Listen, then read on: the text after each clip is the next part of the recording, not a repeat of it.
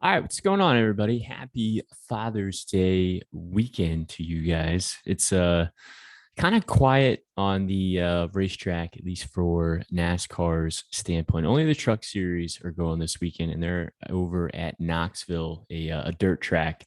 And of course, they even had practice yesterday, and it wasn't televised either. So, just kind of goes to show you, not a lot of effort, attention, or focus is really going into this weekend. But nonetheless, wanted to at least put a video out there to kind of give you guys an understanding of how we want to approach this slate tonight.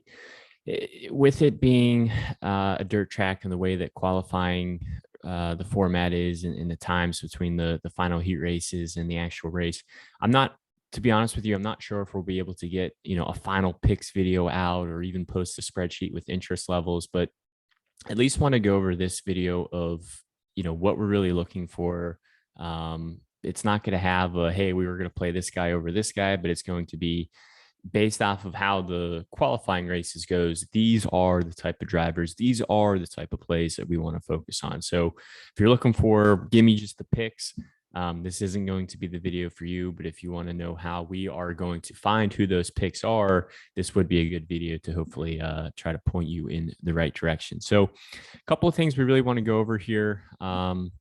First thing is, let's actually hop into this weekend. So this weekend, like I said, it's a little bit different. It's only the trucks. So there's a couple of different changes that we have for this weekend specifically. First and foremost is the qualifying format. So we got 4 qualifying heats, 15 laps each. Only green flag laps are going to count. Overtime rules will not be in effect, but free pass and wave around procedures will remain. So basically, they have, I think it's a 38 car field. Yeah, right here. Qualifying heat assignments and starting positions will be determined by a random draw. We already know who those drivers are going to be. Those have been posted up on Twitter.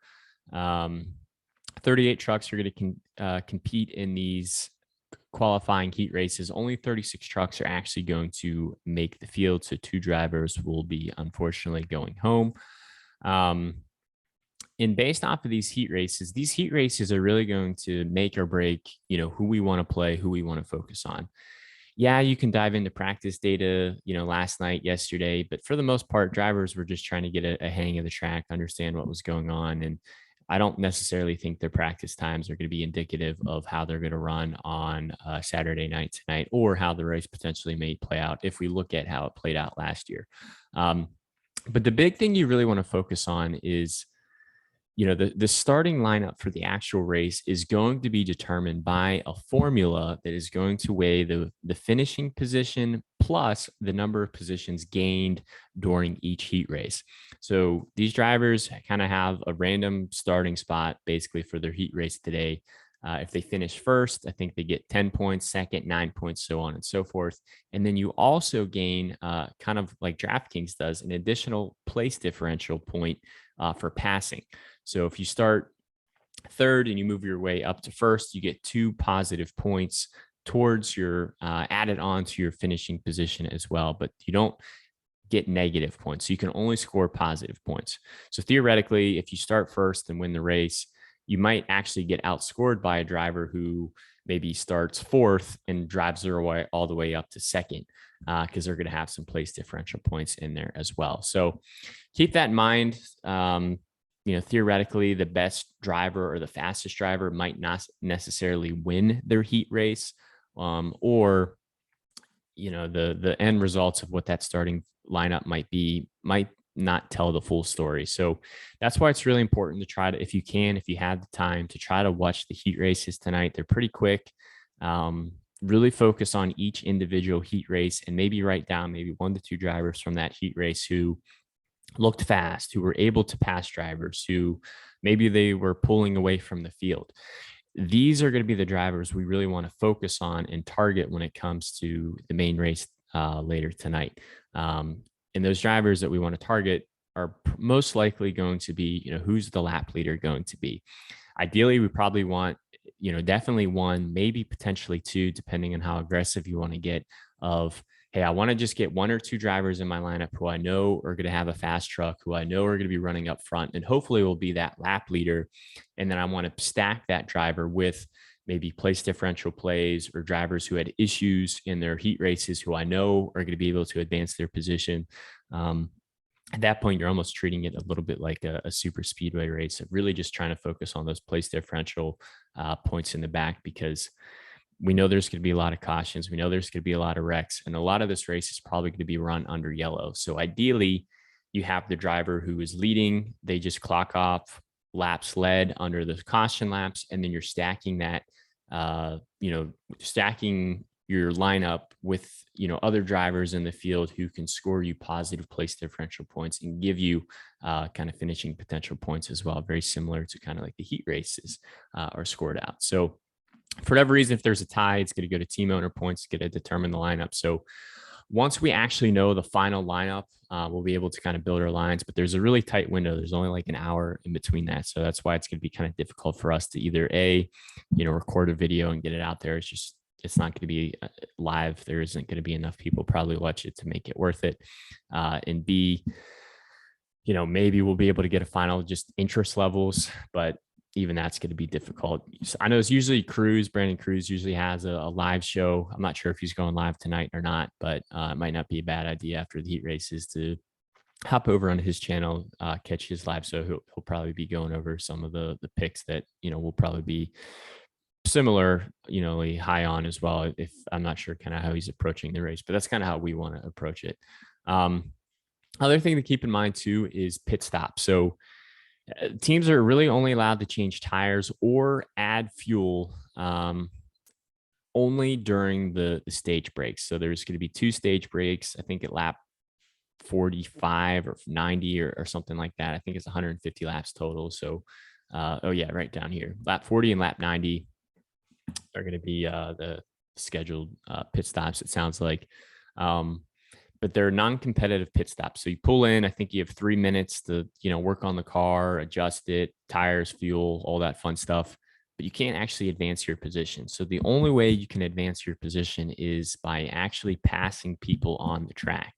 So that's why we really want to focus on drivers who have the ability to get through the field, or drivers who we just start further in the back and who will be able to advance their position as other drivers are getting into issues, spinning out, wrecking. I expect this race to just be a complete wreck fest. So might not be a race you want to put too much money on. The slates are relatively small, but if you have that itch, like I said, it's the only race going on, at least for a DFS standpoint, except for the F1 race. The F1 race tomorrow should be a pretty good one, and it's actually at a reasonable time at 2:00 in the afternoon. So hopefully a lot of eyes and attention will kind of get over there. That's mainly the main thing I want to talk about from kind of like the weekend standpoint. And then, real quickly before I dive into some of this stuff, it's kind of reiterates some of the stuff I already said, but we did it. We finally hit that 500 subs on YouTube. Thank you guys for pushing us over the halfway point last weekend. Really appreciate that. So next milestone is to get up to 600, and eventually, hopefully, our end goal is to get up to 1,000. Would love to get monetized at the end of the day, but we're just having fun doing it. So if we get there, great. If not, hey, we're still gonna be doing this. So real quickly, like I said, it's a dirt track. If you look at the YouTube thumbnail, you're gonna see probably a third of the field, collected in in one image there, up in smoke. Last year was just a disaster. I think more than half the race was run under the caution flag. It took forever to get this race go official. There was tore up trucks left and right. It was just a complete mess.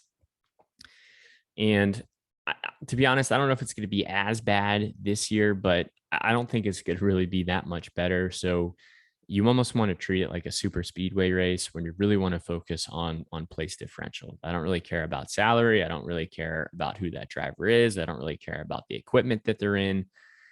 Just try to focus mainly on drivers who can give you positive place differential points. And the only thing that's a little bit different from a super speedway race is because I expect so much of this race to go under caution, like there are still dominator points up for grabs. So ideally, you want to try to get the driver who's leading laps and who can pick up just easy points under caution, and hopefully pair them with drivers in the back who hopefully enough get lucky and not kill your line if they start third and wreck out and like finish 32nd. So depending on how aggressive you want to get, look at those heat races, try to find the one or two drivers who you feel the most confident in of, I think this driver has the best truck. I think they can pull away from the field. I think they can pass and get up front. I think they'll be able to run up front all day long. I think they have a chance of winning this race. Try to get at least one or two of those drivers in your line and then just stack the rest with place differential. Super tight window between the heat races and the actual final race. So you really only have like an hour to really get your lineups in. So you might want to set an alert on your phone or just keep a mental note of, kind of when to get those lines in. It's the only NASCAR series racing this weekend. It's pretty much an off weekend for everybody else. It is going head to head with the SRX series. The SRX series has their first race tonight. So I know we'll be having dual screens and watching both races. And then, like I said, the F1 race is tomorrow, 2:00 in the afternoon Eastern time. And that should be a fun one. No DFS coverage for us for that one. But if you're looking for motorsports, there's still some stuff going on. So I know that's not really the picks video. You didn't go over any drivers, Andrew. Maybe this hasn't been helpful to you in any way. But that's kind of what I want to focus on tonight, going forward. And it's probably a race you should just kind of put your feet up and sit back and enjoy and, not throw too much money on it. But if you have that itch, if you want to play, this is the best way I think you should go about it. So thank you guys. Have a good, happy Father's Day weekend. We'll probably catch you next week when things get a little bit more back to normal. If you do have any questions, feel free to drop them in the comments below. You can hit us up on Twitter. It's at FastCarsFM. Like I said, not sure if we'll be able to get a spreadsheet up later this afternoon or later tonight or not. So this might be it content wise. Best of luck tonight, and we'll catch you guys on the next one.